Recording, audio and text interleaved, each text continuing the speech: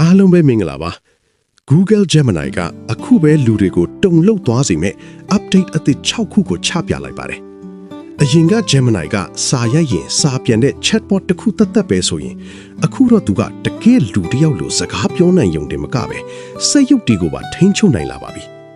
ဒီနေ့ဗီဒီယိုမှာကျွန်တော်ကဒီ update 6ခုကဘာတွေလဲကျွန်တော်တို့အတွက်ဘယ်လောက်တောင်အသုံးဝင်မလဲဆိုတာကိုအသေးစိတ်ပြောပြပေးသွားမှာပါပထမဆုံးတစ်ခုကတော့ Gemini 3.1 Flash ရဲ့ text to speech ပါအရင် AI အသံလေးအေးစက်စရုပ်တံမျိုးမဟုတ်တော့ပဲတကယ်လူတစ်ယောက်လိုစိတ်လှုပ်ရှားတဲ့လီသံဝမ်းနေတဲ့လီသံတွေကိုပါထည့်ပြောနိုင်လာပါပြီအလန်းဆုံးကတော့ AI အသံနှစ်ခုကို podcast လုပ်ခိုင်းလို့ရတာပါပဲဘာသာစကား80ကျော်တောင်ရနေပြီနော်ဒုတိယတစ်ခုကတော့ AI နဲ့ robotics ပေါင်းစပ်လိုက်တာပါပဲGoogle DeepMind ကထုတ်ထားတဲ့ဒီစနစ်ကြောင့်စက်ရုပ်တွေကပစ္စည်းတွေကိုမြင်ရင်ဘယ်လိုကန်ရမလဲဘယ်နာရွှေ့ရမလဲဆိုတာကိုသူတို့ဘာသာစဉ်းစားပြီးလှုပ်ဆောင်နိုင်လာပါတယ်။ဒါဟာအနာဂတ်မှာအိမ်အကူစက်ရုပ်တွေပေါ်လာဖို့လမ်းစာပဲပေါ့။နောက်တစ်ခုကတော့ Mac သုံးတဲ့သူတွေအတွက်သတင်းကောင်းပါ။ browser ဖွင့်စရာမလိုပဲ option နဲ့ space ကိုတွဲနှိပ်လိုက်တာနဲ့ Gemini ကပေါ်လာမှာပါ။အလုပ်လုပ်နေရင်သိချင်တာရှိရင်ချက်ချင်းမေးလိုက်ရုံပါပဲ။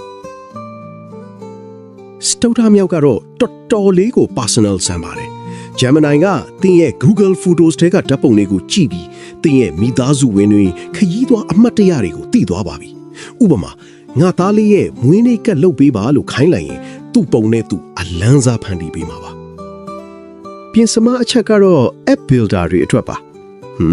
ဒါလည်းတော်တော်မိုက်တဲ့လှုပ်ဆောင်ချက်တစ်ခုပဲ coding မတက်ရင်တော့ကိုပိုင် AI app တွေကိုမိနစ်ပိုင်းအတွင်း Gemini ရဲ့ AI Studio မှာဖန်တီးလို့ရနေပါပြီ။စိတ်ကူးရှိရင် app တစ်ခုဖြစ်လာဖို့ကအရင်ကထက်အများကြီးလွယ်သွားပါပြီ။နောက်ဆုံးတစ်ခုကတော့ကျွန်တော်အကြိုက်ဆုံးပဲ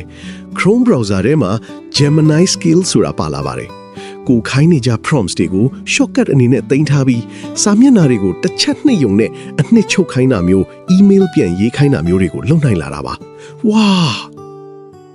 ဒီ update တွေအားလုံးကိုကြည့်ရင် Google က Gemini ကိုကျွန်တော်တို့ရဲ့ digital အုံနောက်တစ်ခုဖြစ်အောင်ဖန်တီးနေတာသိတာပါတယ်။အားလုံးထဲမှာသင်တို့အကြိုက်ဆုံး update ကဘယ်ဟာဖြစ်မလဲ။အောက်က comment မှာရေးပေးခဲ့ပါဦး။ဒီလို AI သတင်းထူးတွေကိုအမြဲသိချင်ရင်တော့ကျွန်တော်ရဲ့ channel ကို subscribe လုပ်ထားဖို့မမေ့နဲ့ဦးနော်။နောက်ဗီဒီယိုမှာပြန်တွေ့ကြမယ်။အားလုံးပဲ bye bye